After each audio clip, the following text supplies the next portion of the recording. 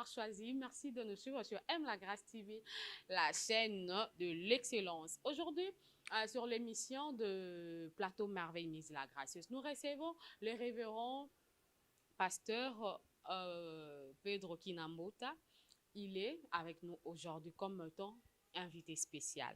Il va parler de long et en large sur le thème de la famille comme l'école de la paix, la famille comme école de l'amour, la famille comme école de vertu.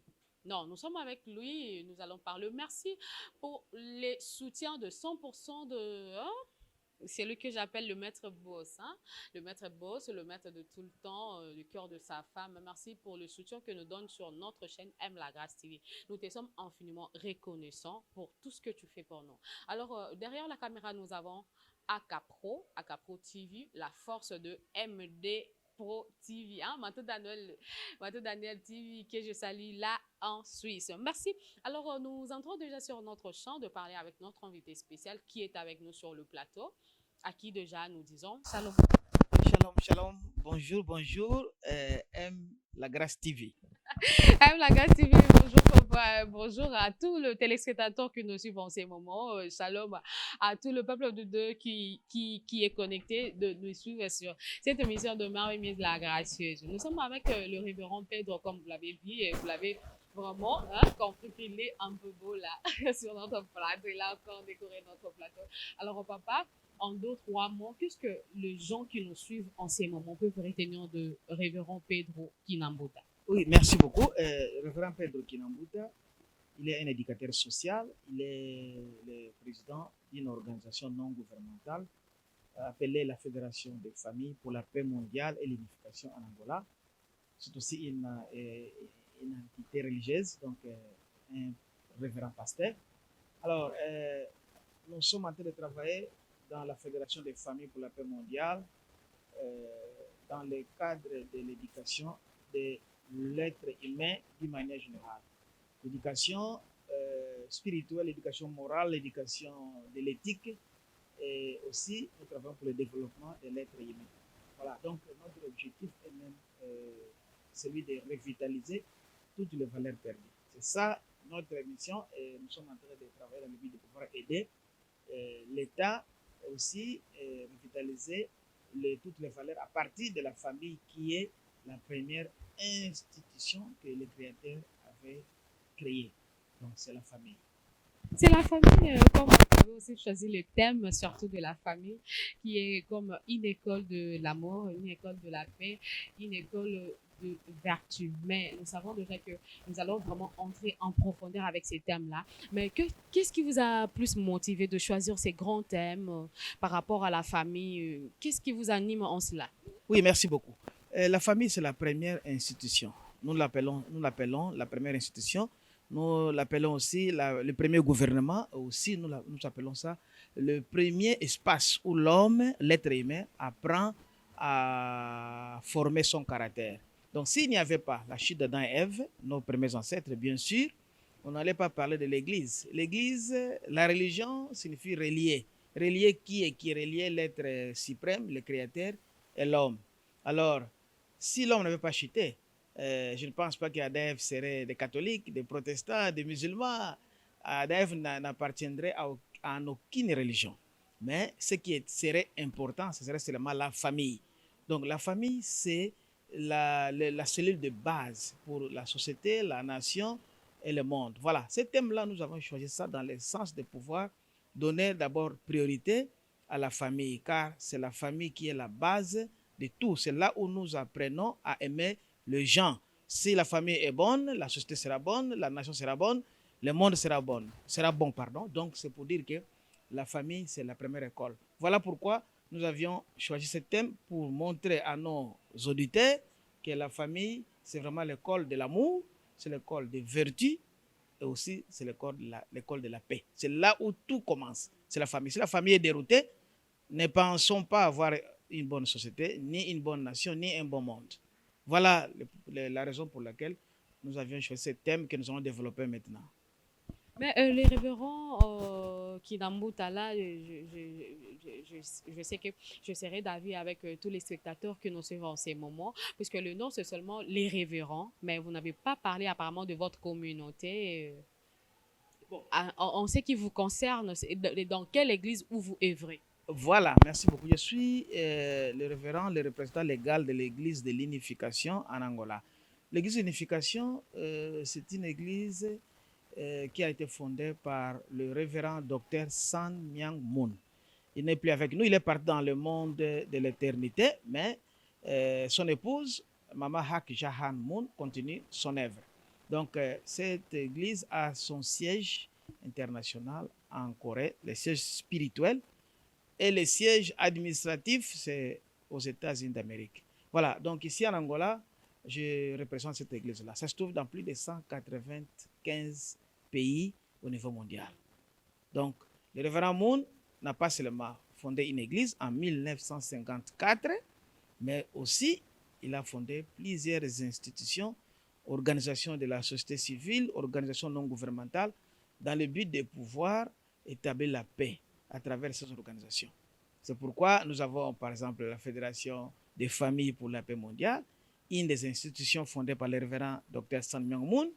Nous avons aussi la Fédération pour la paix universelle, une des organisations fondées par le révérend Dr San Myung Moon. Nous avons aussi la Fédération des femmes, de jeunes, interreligieuses, internationales pour la paix mondiale. Donc, c'est quelqu'un qui a une vision globale. C'est quelqu'un qui est multifacétique. Voilà, il a formé beaucoup de gens au niveau mondial. Le but, c'est seulement établir un monde de paix. Mais dans la communauté de l'unification, dans l'église de l'unification, où vous êtes le représentant légal, mais dites-nous un peu, c'est une religion ou c'est une église et par rapport à quelle doctrine dont vous en êtes là-dessus? En 1936, le révérend Moon avait encore 16 ans, parce qu'il est né en 1920. Il avait rencontré Jésus-Christ. C'était en Corée, parce qu'il est coréen, au sommet d'une montagne. C'était un certain 17 avril, l'an 1936. Il priait un matin, un jour de Pâques. Il s'est rencontré avec Jésus-Christ. Jésus lui apparut à la forme d'une révélation, d'une vision. Jésus lui a dit qu'il est très préoccupé pour la situation de l'humanité. Lui, il est venu il y a de cela plus de 2000 ans. Il voulait réunir l'humanité, il voulait créer le monde idéal. Mais malheureusement, il n'a pas été compris par l'humanité. C'est pourquoi aujourd'hui, il est trop préoccupé quand il voit comment est-ce que les gens sont divisés. Il n'y a pas le vrai amour entre les hommes sur la terre. Une question fondamentale. La première question, ça parle de l'idéal de Dieu. Qu'est-ce que Dieu voulait créer le monde? Quel était son plan original? Cet idéal n'a pas été réalisé à cause de quoi? De la chute de l'homme. Alors, c'est là où nous parlons la révélation par la racine de Dieu. Parce que nous savons que la Bible dit que l'Inde est oui. Alors, la question, c'est de savoir est-ce que la science littérale ou alors scientifique. Si une maison brûle, il y a un incendie, nous appelons les pompiers ou les choses de ce genre. Première chose, les pompiers doivent faire de la positive.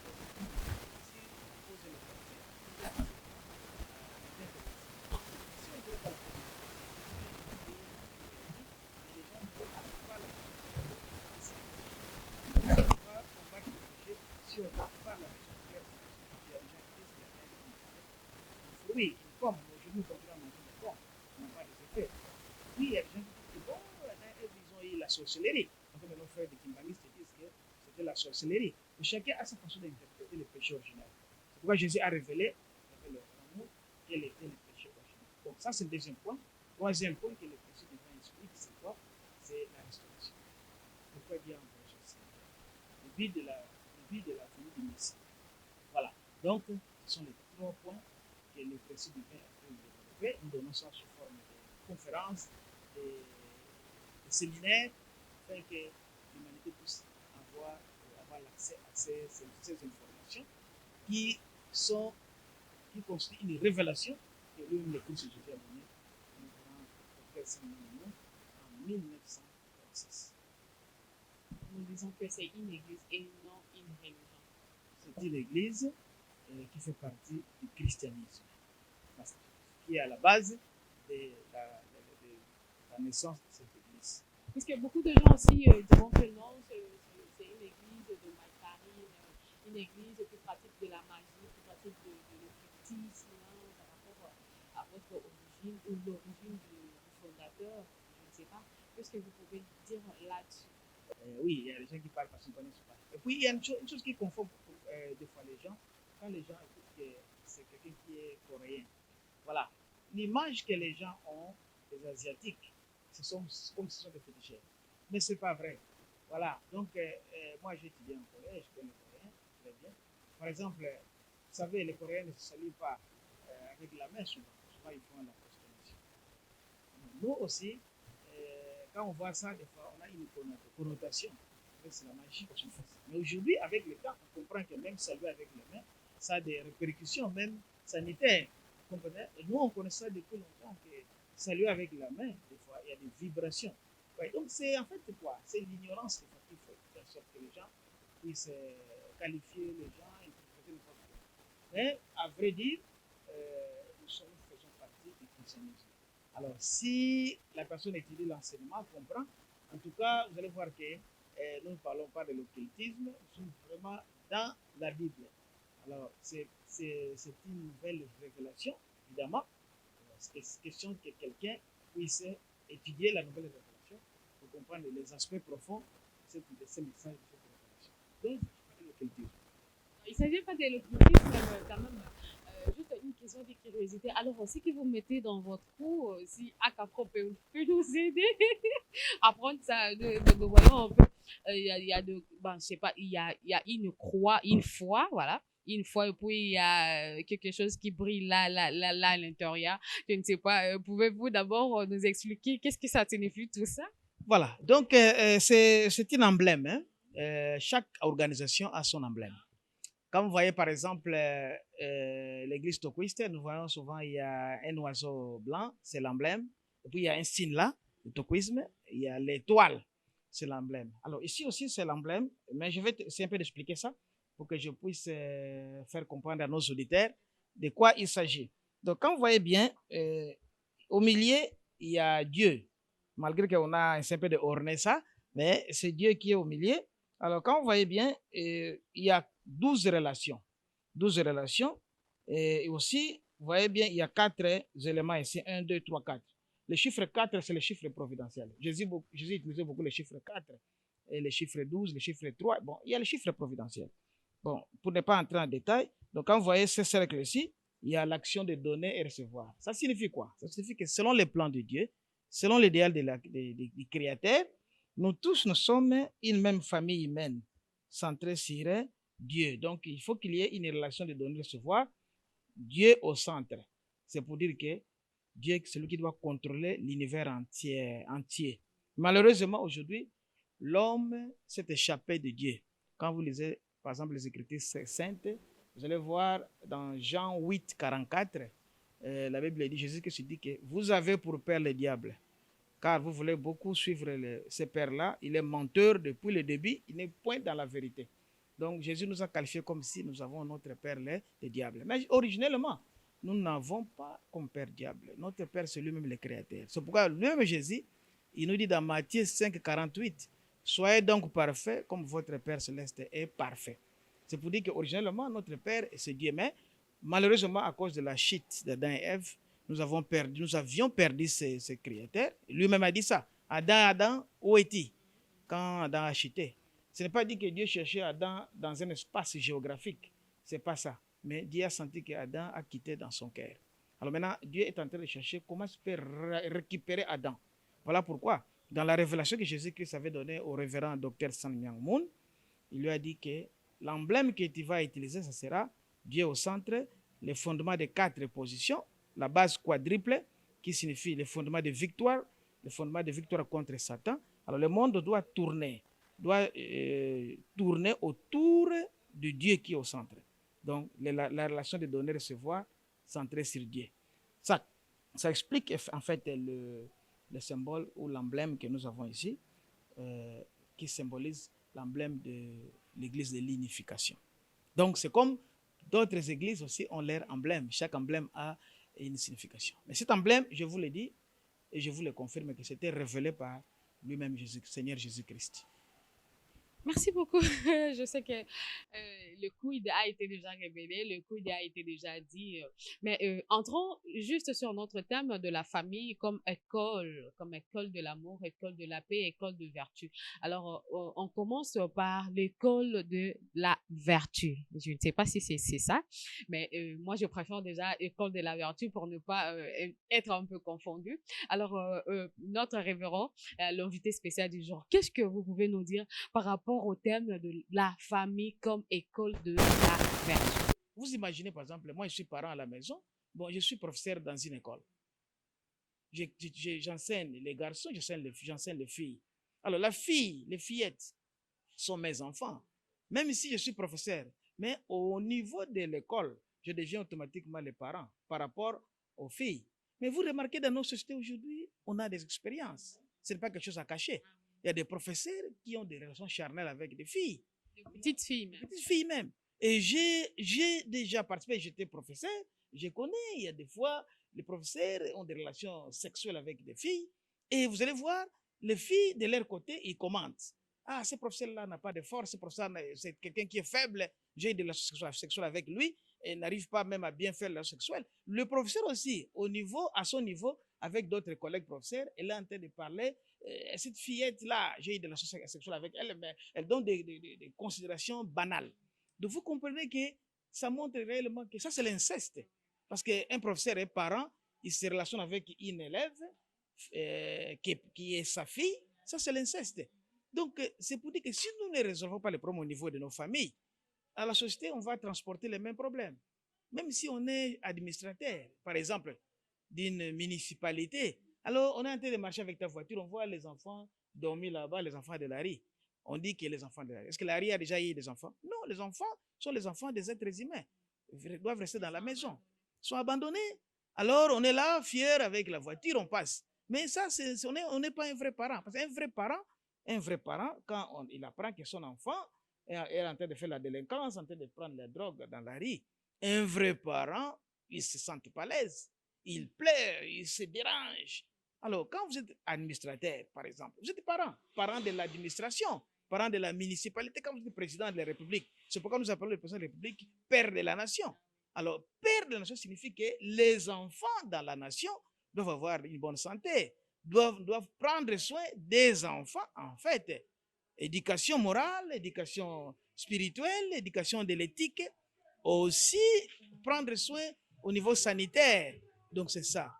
C'est pourquoi, pour être un vrai administrateur, un vrai professeur, un vrai représentant d'un pays, il faut d'abord être un vrai fils, un vrai frère, un vrai époux, un vrai père, pardon. Mais, j'ai suivi quand même votre énumération de classes, mais apparemment, il y a un qui en manque, je ne sais pas, par rapport aux classifications que vous faites. Mais moi, j'ai trouvé apparemment, c'est la classe de l'amour du prochain qui manque. Je ne sais pas, qu'est-ce que vous pouvez en dire par rapport à ça? Merci beaucoup. L'amour du prochain, ça fait partie de la deuxième classe, hein? L'amour fraternel. Parce que quand j'aime mes frères, absolument, quand je suis quelque part, je trouve quelqu'un, je dois l'aimer comme si j'étais mon propre frère. Voilà, donc c'est ça. C'est pourquoi dans la famille, nous apprenons comment aimer le monde. Le monde, c'est le niveau le plus élevé. L'exercice pour aimer le monde, ça commence au sein de la famille. C'est pourquoi nous disons que la famille, c'est l'école de l'amour, c'est l'école de vertu, c'est l'école de la paix. Alors, c'est la famille qui doit transmettre les éléments de base. Vous savez, je vous dis une chose à nos auditeurs, exactement, téléspectateurs, nous sommes à la télévision, n'est-ce pas? Téléspectateurs. Oui, merci beaucoup. Donc, euh, dans l'ancien temps, il y avait ce que nous appelions la bénévolence. Par exemple, quand vous partez dans la périphérie, votre voiture, ça entre dans les sables. Vous allez voir les gens sortent, ils vous poussent gratuitement avec la bonne volonté que vous puissiez sortir de cette impasse. Mais aujourd'hui, quand nous cyclons dans nos quartiers, souvent, dans la périphérie, Vous allez voir, des fois, vous demandez, vous stoppez, vous demandez aux jeunes gens là-bas, est-ce que si la voiture peut passer? Oui, oui, ça peut passer, ça peut passer. Mais ils savent que ça ne peut pas passer. Qu'est-ce qu'ils font? Ils veulent vous piéger quand vous entrez là-bas et que la voiture est entrée dans la terre, elle ne peut pas évoluer. Et ils sortent avec les instruments, la pelle et tout ça. Ah, mon vieux, qu'est-ce que vous nous garantissez? Vous voyez, il y a la dégradation des valeurs. Alors nous, on nous enseigne à aider les gens gratuitement. Donc ça, c'est la famille qui donne cette vision-là. Aussi, une chose qui est vraie, pour expliquer à nos téléspectateurs, une fois de plus, vous savez, dans une société, il ne s'agit pas de conflits générationnels, parce que nous parlons de conflits de génération. Il ne s'agit pas de ça, parce que dans nos sociétés, souvent, les plus vieux ont tendance à dénigrer les moins âgés. C'est qu'à notre époque, quand nous avions grandi, en tout cas, il y avait du respect, il n'y avait pas de problème. Mais aujourd'hui, les enfants qui grandissent aujourd'hui, les jeunes ont beaucoup de problèmes. Les vieux ont tendance à culper les jeunes. Mais nous devons savoir une chose. Si aujourd'hui les jeunes sont comme ils sont, ce n'est pas par hasard. C'est le reflet, psychologiquement parlant, ou anthropologiquement parlant, le reflet des jeunes dans une société donnée est en rapport avec l'attitude des vieux dans cette société-là. Je vais donner un exemple. Aujourd'hui, les vieux disent que voilà, notre époque, nous ne sommes pas comme ça. Oui, parce que les vieux ont gagné l'expérience de leurs parents. Alors aujourd'hui, les jeunes aussi ont besoin de gagner l'expérience chez les vieux. Alors si les vieux ne donnent pas ce qu'il faut aux jeunes, les jeunes vont avoir un comportement très compliqué. Alors les vieux n'ont pas droit à juger les jeunes, mais ils doivent savoir pourquoi les jeunes aujourd'hui se comportent de cette façon. Vous savez, quand il y a le phénomène Kilamba, quand tout le monde doit voir les maisons Kilamba, tout le monde, vous savez ce qui s'est passé? Même les gens qui ont des travails, j'ai un ami là-bas qui travaillait dans une banque, mais ils ont simulé un vol pour avoir de l'argent. Quand on l'a arrêté, il dit que non, parce que je voulais acheter la maison à Kilamba, tout ça, tout ça. Pourquoi le vieux doit donner les jeunes cet esprit-là? On ne peut pas donner aux jeunes l'esprit de, il faut commencer d'abord à louer des maisons, petit à petit l'évolution, mais on a donné aux gens l'esprit de, il faut avoir des maisons à un niveau plus élevé. On a vu que ce qui se passe, ça a dégradé beaucoup de choses. Jusqu'aujourd'hui, nous avons des conséquences. Et pas seulement ça aussi, il y a un phénomène que nous appelons dans notre pays, dans notre société, nous devons le dire, c'est la vérité, 14 ans. 14 ans, c'est quoi? C'est les vieux qui cherchent les petites filles. Quand vous partez dans les écoles publiques, les écoles privées, vous allez voir les gens, les vieux avec des jeeps, ils sont là en train de faire le signe aux petits-enfants. Ils savent qu'il y a les problèmes socio-économiques. Il appelle une jeune fille, il propose à la jeune fille une voiture, Prado, un exemple. Je ne fais pas la publicité. Et puis, il propose un téléphone qui coûte $500 ou plus que ça. Il dit que non, ce n'est pas un problème, il peut avoir de l'argent avec toi. Mais apparemment, vous voyez que la fille peut être même sa petite fille. Mais le vieux marche avec cette fillette-là. Alors, le vieux sera le premier à dire que aujourd'hui, les jeunes d'aujourd'hui ne sont pas bien, il faut vraiment l'éducation. Nous, à notre époque, on n'était pas comme ça. Mais qui est en train de promouvoir cette antivaleur? C'est toi-même le vieux. C'est pourquoi moi, j'ai toujours l'habitude de dire que nous ne pouvons pas seulement penser à éduquer les jeunes gens, mais nous devons commencer à éduquer aussi les plus âgés. S'ils ne veulent pas le mot éduquer, nous devons leur rappeler, rééduquer, ou rééduquer aussi c'est plus fort. Nous devons leur rappeler leur devoir afin qu'ils puissent se comporter en grand. Et c'est comme ça que nous allons préserver les valeurs. Si nous vivons dans une société de valeurs, nos aînés sont des exemplaires, certainement, les jeunes gens vont se comporter comme il se doit, en fonction des aînés de notre société. Qui ont vécu. Alors, j'ai quand même une question par rapport aux parenthèses. Il y a une parenthèse que vous avez ouverte, mais par rapport à l'âge de 14 ans. Et puis, il y a eu aussi quelque chose que vous avez parlé par rapport à l'âge de faire de l'adultère. Expliquez-nous un peu, est-ce que l'âge peut aussi avoir de l'influence dans une relation et combien d'âge d'écart qu'un couple peut avoir? Bon, nous disons ceci, pour une fille, à partir de 19 ans, une fille peut déjà s'engager au processus matrimonial.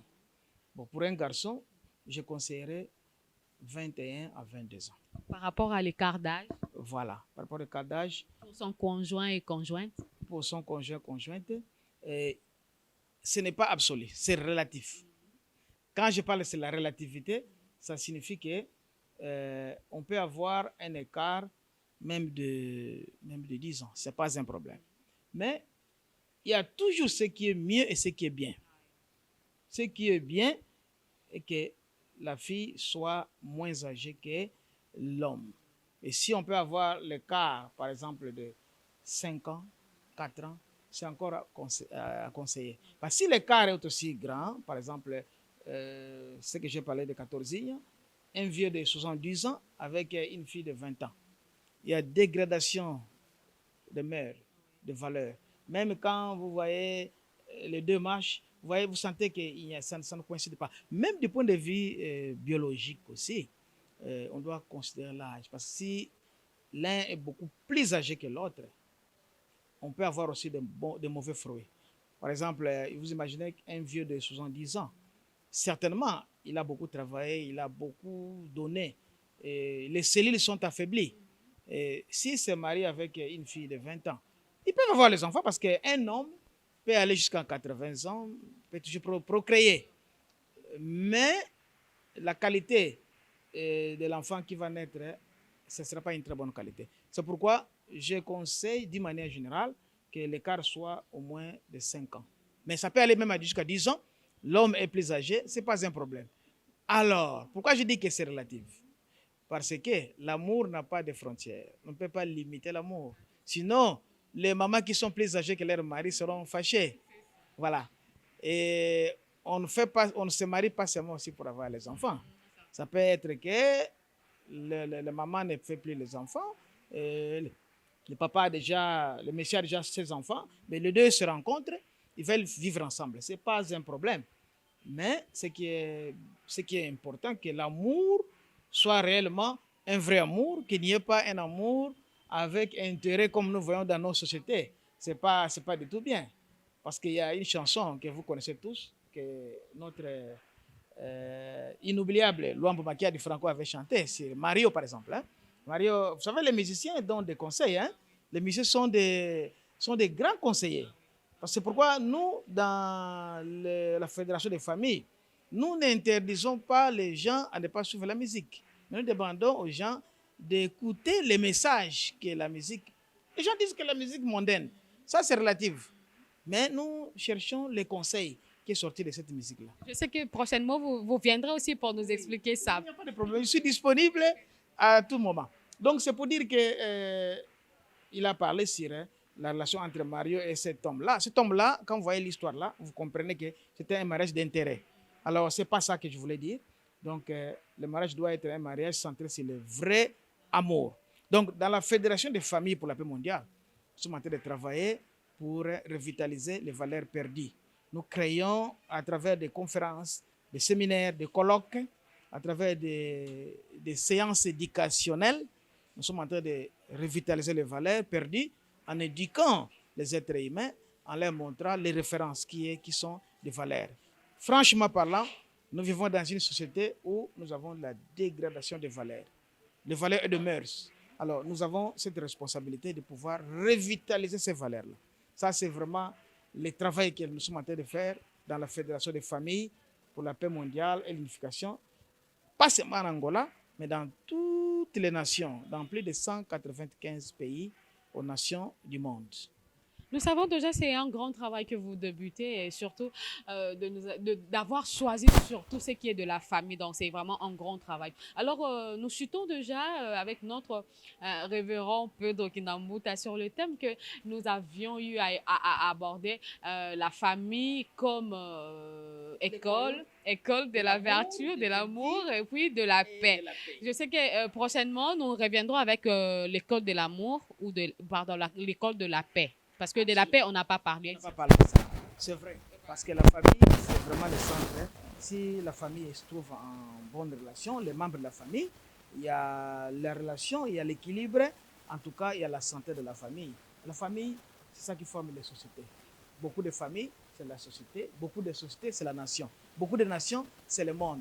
Mais la cellule de base, c'est la famille. La famille joue le rôle de la cellule dans le corps humain. Si une cellule est malade, le corps humain souffre. Si la famille est malade, la société, la nation, le monde en souffre. C'est pourquoi nous devons travailler pour guérir la famille. Comment guérir la famille? Nous devons responsabiliser l'homme et la femme qui sont des piliers de la famille. Et surtout, on en parlera la fois prochaine, surtout la maman. La maman joue un rôle très important parce que la maman, la femme, c'est la pierre angulaire de la famille. Bibliquement parlant, il y a plusieurs femmes qui ont joué un rôle très important. Commencez par la mère de Jésus, commencez par la mère de Moïse, commencez par la mère de Jacob et Saül, Rebecca, Rachel, Léa. Jusqu'à aujourd'hui, nous avons une maman qui est en train de jouer un rôle très important, la maman de la paix. Vous allez connaître cette maman-là, maman Hak Jahan Moon. Elle est en train de réaliser de grandes conférences. Maman Hak Jahan Moon, c'est elle qui est l'épouse du révérend Dr Samuel Moon. Donc la maman, la femme a un rôle très génial. C'est pourquoi éduquer une femme, c'est éduquer une société, une nation, société, et éduquer le monde. Voilà. Merci beaucoup. A un rôle très important. La maman a vraiment un rôle très important. Comme je l'avais déjà énoncé, nous sommes vraiment presque à la fin de notre mission. Mais révérend, dites-nous, c'est quoi le projet que vous avez d'ici ces mois de novembre pour ceux qui en veulent savoir beaucoup sur ce qui concerne votre communauté de l'unification? Oh, merci beaucoup. Une très très bonne question. Le 22 novembre, l'année en cours, donc le dimanche prochain, nous avons un rallye de la paix, de l'espoir. Ça signifie quoi? C'est un forum qui va réunir plusieurs personnalités au niveau mondial. Même les anciens et les nouveaux chefs de l'État vont faire partie de ces rallyes-là. Ça sera le troisième rallye parce qu'il y a déjà le premier, le deuxième. Maintenant, le troisième rallye ou le forum de la paix, ça va parler sur comment nous pouvons arriver à contribuer afin que la paix soit établie dans ce monde. Quand nous parlons de la paix, nous ne parlons pas seulement de l'absence de la guerre, mais la paix signifie l'harmonie entre les êtres humains. Aujourd'hui, les gens vivent un grand désespoir avec la dégradation des valeurs, avec ce que nous appelons les Covid-19. Les gens ont perdu l'espoir. Mais les gens doivent toujours continuer à avoir de l'espoir. C'est pourquoi dans ce forum-là, beaucoup de présidents ont été choisis, comme le président du Soudan du Sud, le président Macky Sall du Sénégal, le président du Kenya, l'enfant de Jomo Kenyatta. Ils vont être les orateurs principaux. Et elle-même aussi, la maman de la paix, maman Akjahan Moon, sera là au rendez-vous. Donc, ça sera où? Ça sera en Corée du Sud, mais dans toutes les nations, il y aura la transmission par Internet. Nous sommes dans le monde de la technologie avancée. C'est pourquoi nous allons donner le mot de passe ou des links à toutes les personnes avec qui nous avons des contacts. Le faites sur Zoom? Nous le faisons sur Zoom.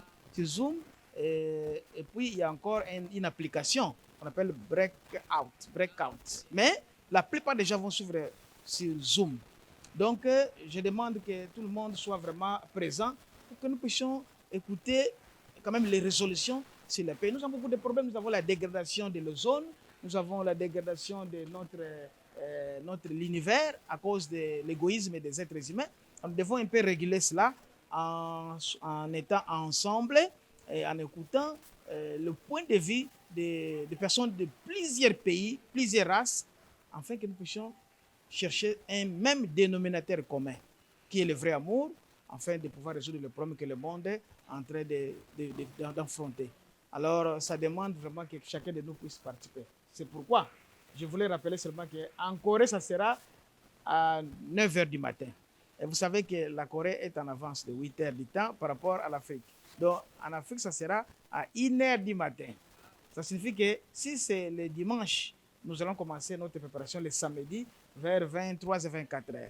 Je sais que les gens vont dire que voilà, on va dormir, mais ne font pas dans des fêtes. La nuit, on est là, dans des concerts. Mais si on demande seulement 2-3 heures du temps pour Dieu et pour le bien-être de l'humanité, je pense que ça ne dérange personne. Ça ne va pas déranger personne. Alors, quelques salutations, 2-3 personnes pour qu'on puisse se séparer pour aujourd'hui. Merci beaucoup. La première salutation, je dirige ça à mon épouse, ma Monica, ma qui c'est Monica. Voilà. Et puis, je dirige ça aussi à mon grand frère, Raphaël Nanizaya, à mon grand frère aussi, Diamaketo Célestin qui est au Brésil, à mon petit frère Victor Bouilo, il est musicien évangéliste qui est en Irlande, et à mon fils Pedrito Yangsong, et à tous les membres de la Fédération des familles pour la paix mondiale dans tous les 5 continents du monde, en Asie, en Europe, en Océanie, en Afrique et en Amérique, et aussi à tous nos téléspectateurs. Je ne peux pas citer tous les noms, mais ce qui est important, que le révérend Kinambuta Sampo Pedro vous salue, vous soyez bien là vous êtes, que le bon Dieu vous protège vos familles, nous sommes toujours ensemble, que la paix règne dans vos familles, il n'y a pas l'excès, il n'y a pas, la haine, mais nous devons avoir l'amour, car c'est l'amour, c'est ça qui est la base, le dénominateur commun, aussi à tous les leaders religieux de toutes les religions, parce que nous sommes tous les enfants d'un même Père, d'un même Dieu, que nous devons être unis afin que la paix soit vraiment régnée dans le monde. Merci. Là, nous disons merci à un beau cadre, un joli cadre qui nous accueille chaque jour, qui nous accueille vraiment dans tout le temps, toutes les circonstances que nous venons ici. Merci à Pépé Layel, hein, un cadre bien là, un cadre très joli, très chic. Il y a 2 salles de fête, restaurant, bar, flat hotel. C'est qui est situé sur la grande, vraiment, c'est la grande avenue Pedro Castro qui amène jusqu'au Cimento. Donc, c'est dans le quartier de Palanca, pour ceux qui en connaissent ici à Luanda, vers l'université catholique. En diagonale de l'université catholique, il y a une rielle qui est entrée là. Et puis, la rielle est située là. Vraiment, c'est un cadre très propre. Je vous invite de pouvoir visiter, de pouvoir venir passer vos beaux moments avec votre famille. Ça nous fera vraiment beaucoup de plaisir. Nous disons merci à Pépé qui nous soutiennent vraiment pour cet engagement. Et nous vous disons merci beaucoup, Pépé, des caméras.